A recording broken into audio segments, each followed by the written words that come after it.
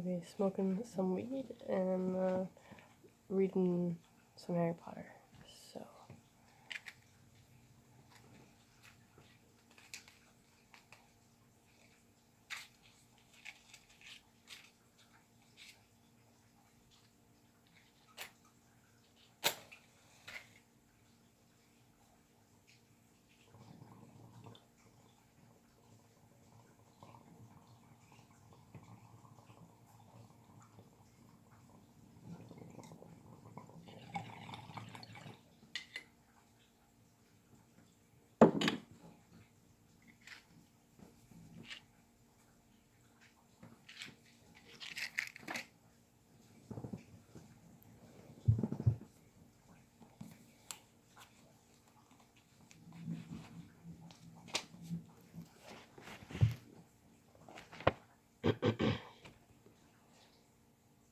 So I'm reading Harry Potter Deathly Hallows. Pretty sure this is a weird version, but it's page 122, chapter The Wedding, which is chapter 8. I have no idea where I left off. I'm just gonna start. Bill and Fleur, and a shower of silver stars fell upon them, spiraling around their now intertwined fingers.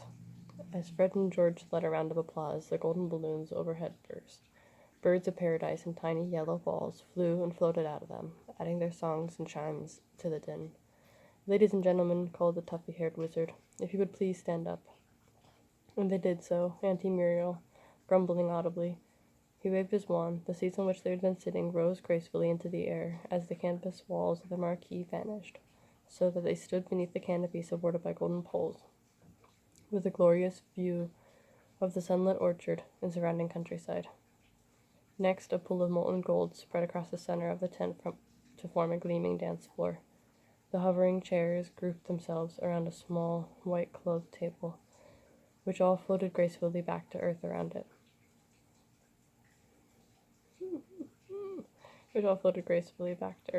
And the golden-jacketed band drew towards a podium. Cool. Smooth stood around. Thanks, Ron. Approvingly, as the waiters popped up on all sides, some bearing silver trays of pumpkin juice, butterbeer, and friar whiskeys, others toting piles and tarts and sandwiches. "We should go and congratulate them," said Hermione, standing up on tiptoe to see their place where Bill and Fleur vanished. And, oh my fucking god.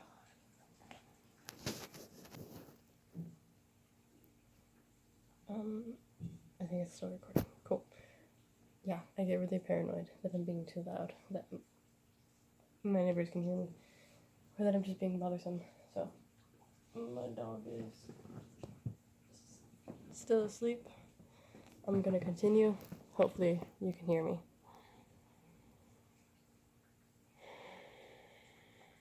Smooth stood around approvingly as the waiters popped up on the sides. Oh, okay. Sides, some bearing silver trays of pumpkin juice, butterbeer, and fire whiskey, others toting piles of tarts and sandwiches. "We should go and congratulate them," said Hermione, standing up on tiptoe to see the place where Bill and Fleur had vanished amid the crowd of well-wishers. "We'll have time later," shrugged Ron, snatching 3 butterbeers from the passing tray and handing one to Harry.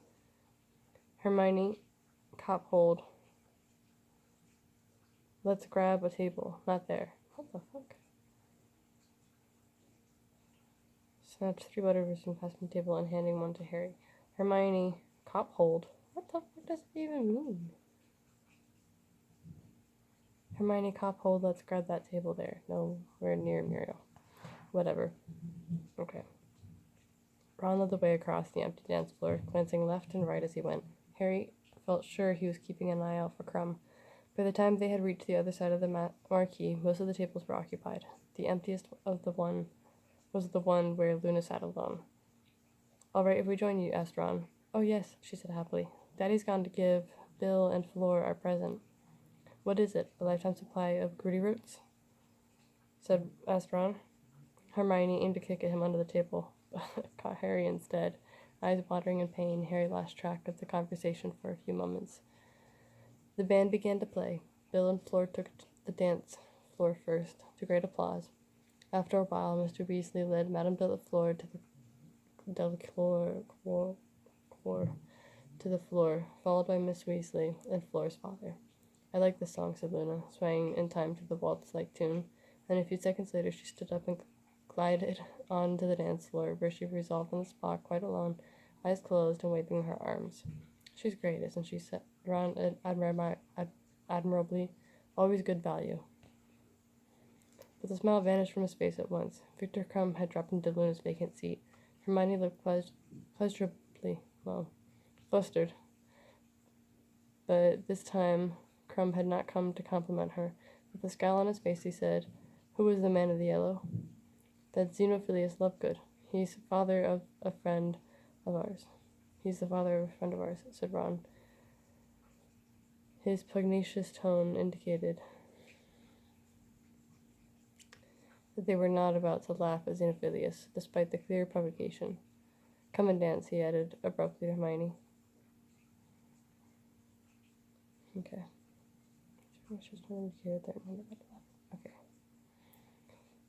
She looked taken back, but too pleased, and got up. They vanished together into the growing throng of the dance floor. "Ah, they're together now?" asked Crumb, momentarily distracted. Sort of," said Harry. "Who are you?" Crumb asked. "Barney Weasley." They shook hands. "You, Barney, you know this man Lovegood well?" "No, I only met him today. Why?" Crumb glowered over the top of his drink, watching Xenophilius, who was chatting to several warlocks on the other side of the dance floor. "Because," said Crumb, "if he was not a guest of Flora's, I would duel him here now, for wearing that filthy sign upon his chest." "Sign," said Harry, looking over at Xenophilius too.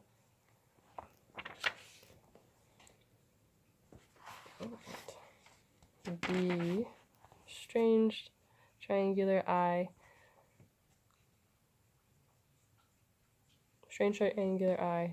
was gleaming on his chest. "Why, what's wrong with it?" "Grindelwald. It's the Grindelwald sign." "Grindelwald? The dark wizard Dumbledore defeated?" "Exactly."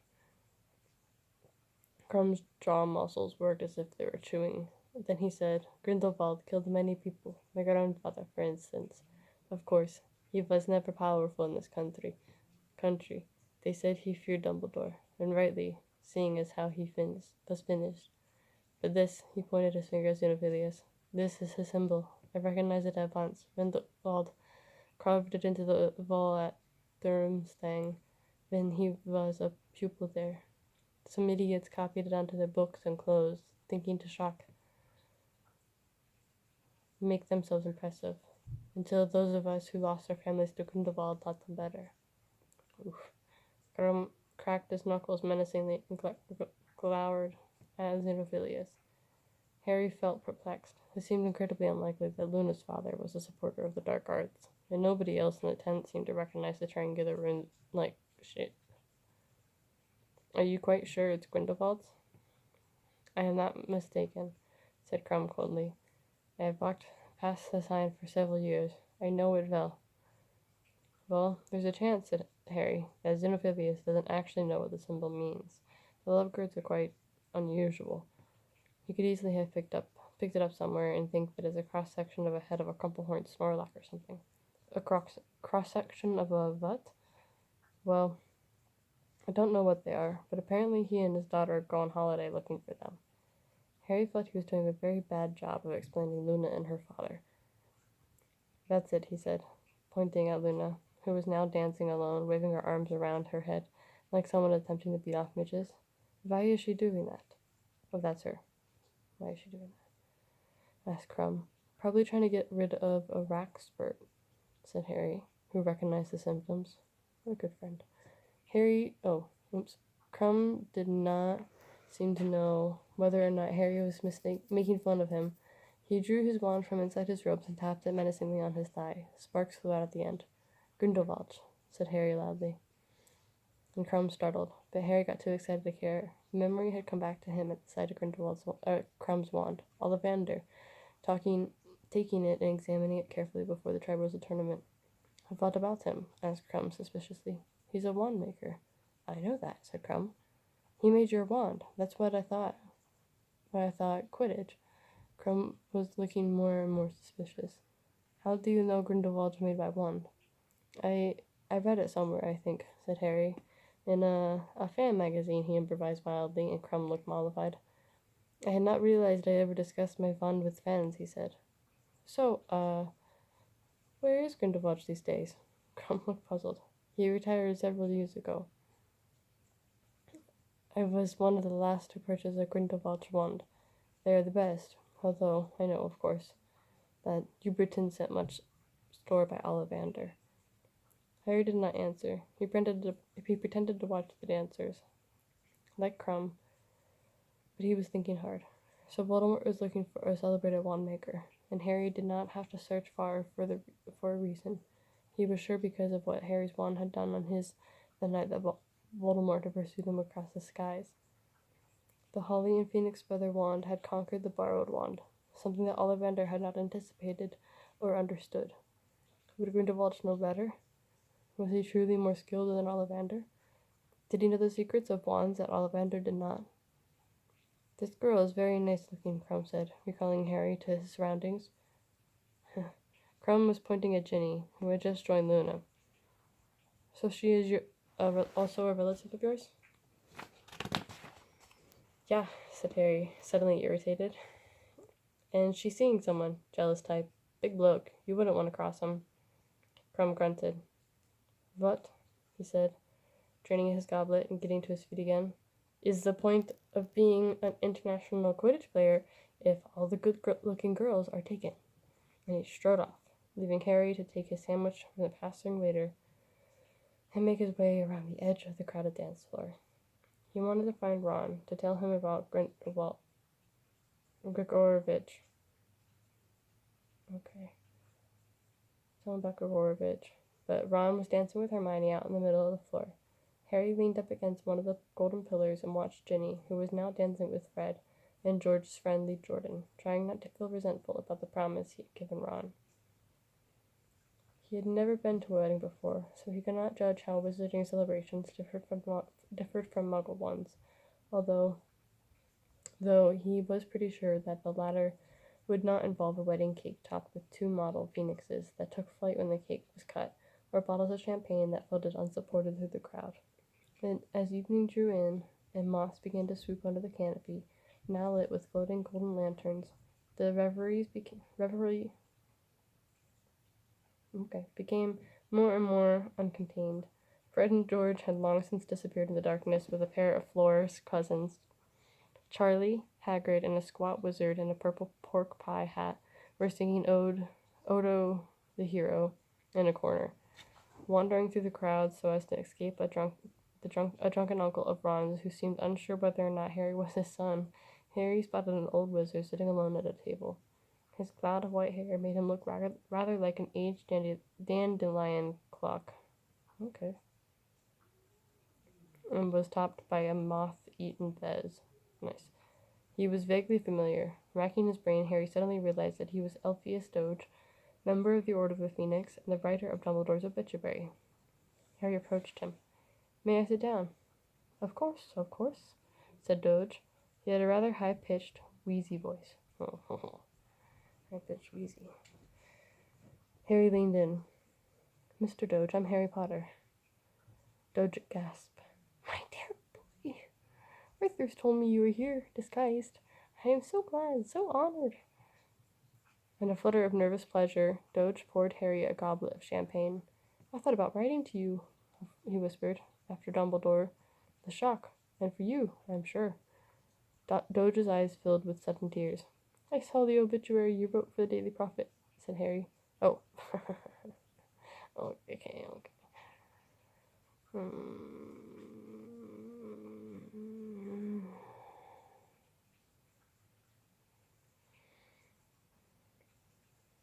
I saw the obituary you wrote for the Daily Prophet, said Harry. I didn't realize you knew Professor Dumbledore so well.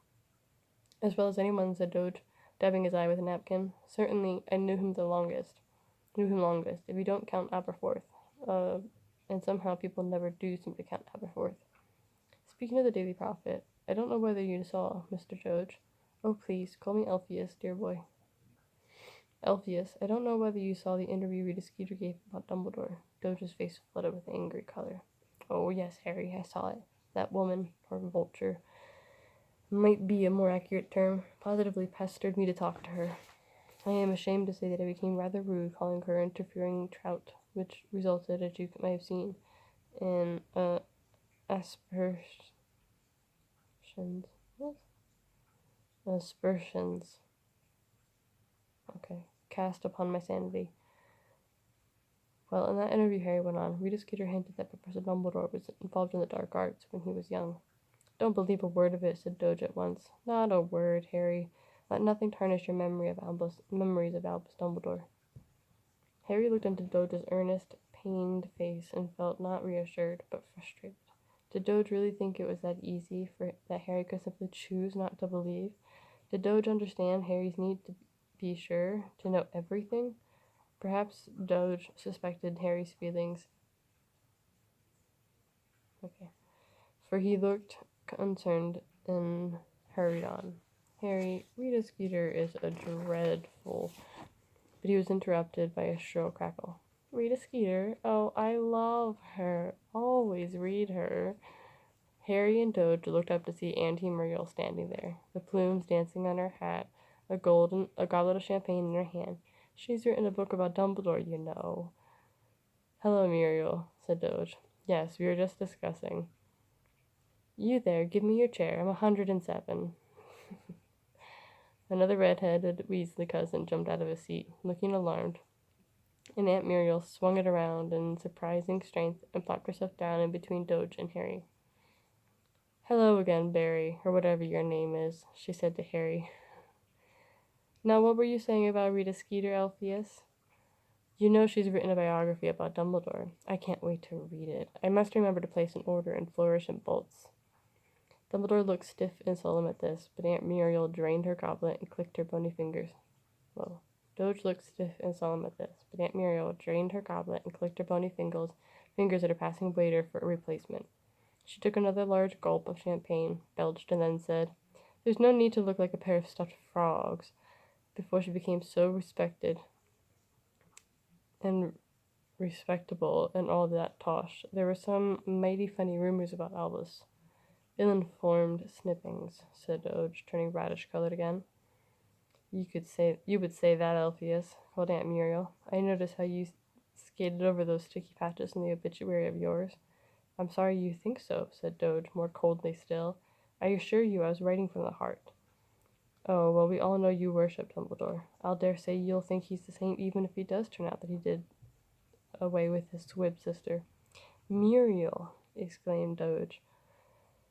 A chill that had nothing to do with the iced champagne was stealing through Harry's chest. What do you mean? He asked Muriel. Who said his sister was a squib? I thought she was ill. Thought wrong then, didn't you, Barry? Said Aunt Muriel, looking delighted at the effect she had produced. Anyhow, how could you expect to know anything about it? It all happened years and years before you were even thought of, my dear. And the truth is, those of us who were alive then never knew what really happened. That's why I can't wait to find out what Skeeter unearthed. Dumbledore kept that sister of his quite quiet for a long time. Untrue, wheezed Doge. Absolutely untrue.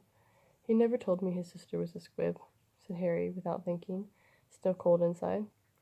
Why on earth would he tell you? Screeched Muriel, swaying a little in her seat as she attempted to focus on Harry. The reason Albus never spoke about Ariana. Cool. Arena? Began Alpheus, in a voice stiff with emotion, is, I would have thought, quite clear. He was so devastated by her death. Why does nobody ever see her, Alpheus? Squawked Muriel. Why does half of us never even know she existed? Until they carried her coffin of it. Oh, why did nobody? Sorry, Why did nobody ever see her, Alpheus? Squawked Muriel. Why did only half of us even know she existed until they carried, the coffin out of the house and held the funeral for her? Where was Saintly Albus when Ariana was locked into the cellar? Off being brilliant at Hogwarts. And never mind What was going on in his own house? What do you mean locked in the cellar? Asked Harry. What is this? Doge looked wretched. Aunt Muriel cackled again and answered Harry. Dumbledore's mother was a terrifying woman. Simply terrifying. Muggle-born, though I heard she pretended otherwise. She never pretended anything of the sort. Kendra was a fine woman, whispered Doge miserably, but Aunt Muriel ignored him. Proud and very domineering, the sort of witch who would have been mortified to produce a squib. Ariana was not a squib, wheezed Doge. So you say, Elphias, but examine then why she never attended Hogwarts, said Auntie Muriel. She turned back to Harry. In our days, squibs were often hushed up, though to take it to the extreme of actually imprisoning the little girl in the house and pretending she didn't exist. I tell you, that's not what happened, said Doge. But Aunt Muriel steamrolled on, still addressing Harry. Squibs were usually shipped off to Muggle schools and encouraged to integrate into the Muggle community, which much kinder than trying to find them a place in the wizarding world, where they must always be second class. But naturally, Kendra Dumbledore wouldn't have dreamed of letting her daughter go to a Muggle school. Ariana was delicate, said Doge desperately. Her health was always too poor to permit her. To permit her to leave the house? Cackled Muriel, and yet she'd never taken to St. Mungo's, and no healer had ever been summoned to see her. Really, Muriel, how could you possibly know whether?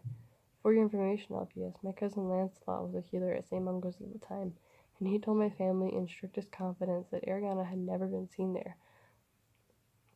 Most suspicious, Lancelot thought. Doge looked to be on the verge of tears. Aunt Muriel, who seemed to be enjoying herself hugely, snapped her fingers for more champagne.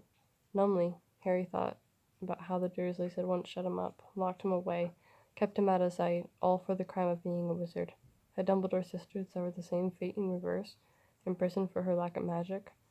And had Dumbledore truly left her for her fate while he went off to Hogwarts to prove himself brilliant and talented? Now, if Kendra hadn't died first, Muriel resumed, I'd have said that it was she who had finished off Ariana. How could you, Muriel? Groaned Doge. A mother kill her own daughter. What are you saying? If the mother in question was capable of imprisoning her daughter for years on end, why not? Shrugged Auntie Muriel. But as I say, it doesn't fit, because Kendra died before Ariana. Of what, nobody ever seemed sure. Oh, no doubt Ariana murdered her, said Doge, with a brave attempt at scorn. Why not? Yes, Ariana might have made a desperate bid for freedom and killed Ariana in a struggle, said Auntie Muriel thoughtfully. Shake your head all you like, Alpheus. You were at Ariana's funeral, were you not?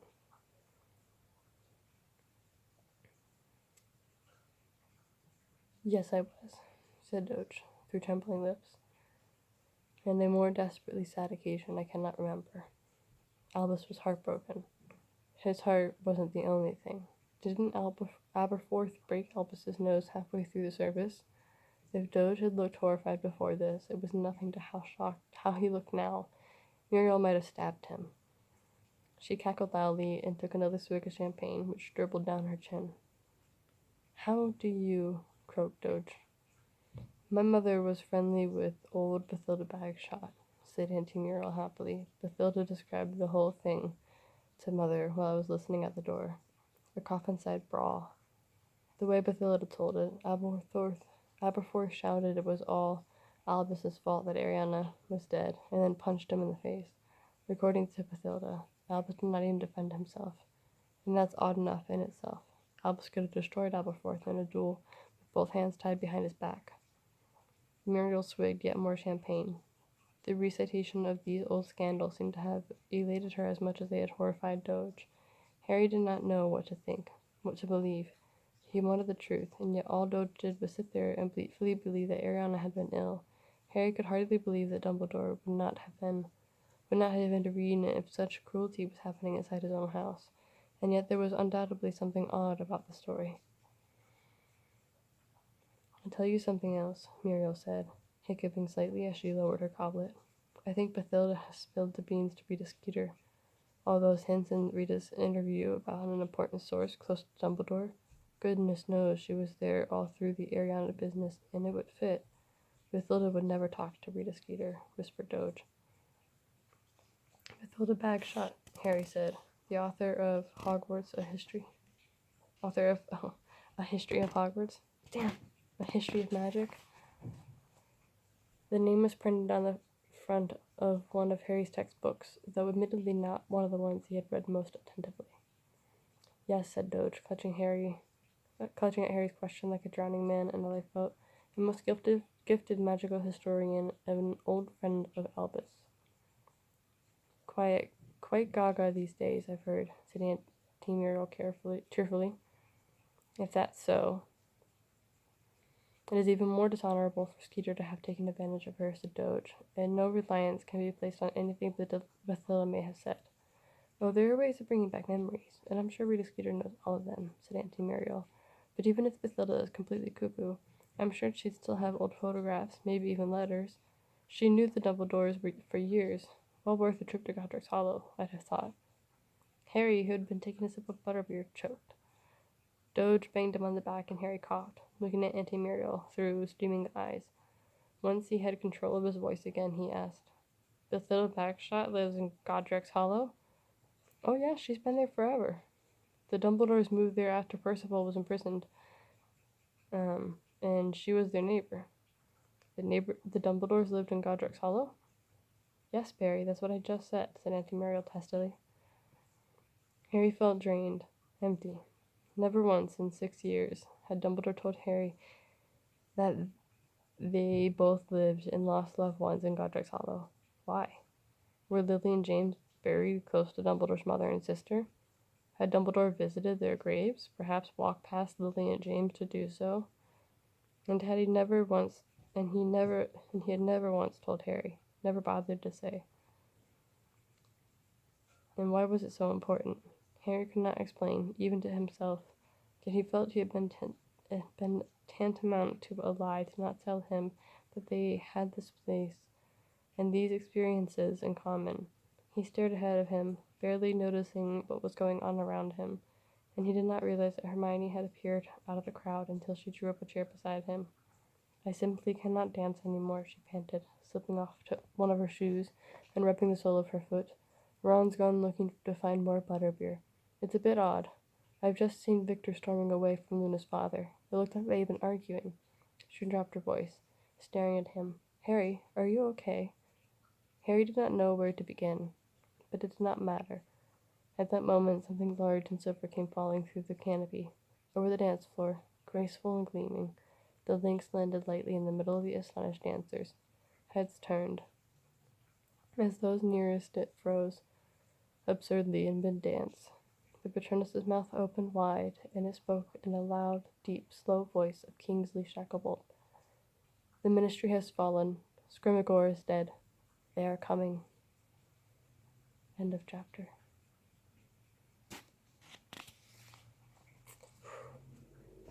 Okay. That's all I'm gonna do. Take off my dorky glasses. Yeah, I feel really awkward. But I hope you enjoyed. Wow, you stuck with me this long. Because I'm pretty sure there's no editing going into this.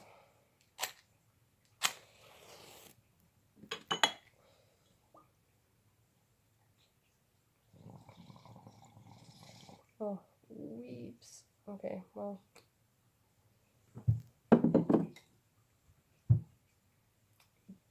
Palatable.